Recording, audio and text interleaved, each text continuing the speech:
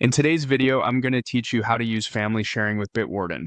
We'll set up a family organization in the Bitwarden web vault and start placing items where your household can securely access them together. Begin by signing into the Bitwarden web vault in your browser. Once you're looking at your personal vault, find and open the admin console. This area is where organizations, shared spaces for families and teams, are created and managed.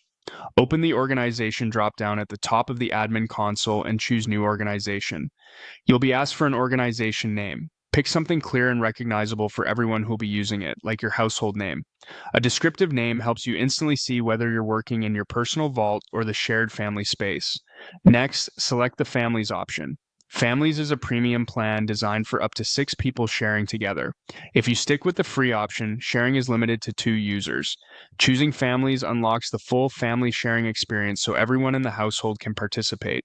Depending on your account, you may see a brief confirmation for plan details. Just follow the prompts on screen. When you're ready, select Submit to create the organization. Bitwarden will set up a shared vault space for you. To move into that space, open the organization switcher again and pick the organization you just created. You might see it referenced by the short name you chose. Click into that organization to view its shared vault. Inside the organization vault, use the New button to start adding items for the family to use.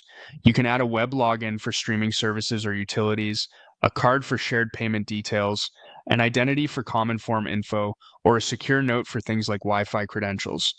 You can also create a collection, which is a folder-like grouping that controls who in the organization can access the items inside. Collections are great for separating household logins from, say, school accounts or finances. A quick tip: always check which vault you're in before you create or edit an item.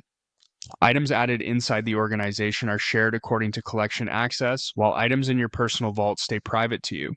That simple habit prevents accidental sharing. And once members are added to your family organization, they'll automatically see the items in the collections you've granted them.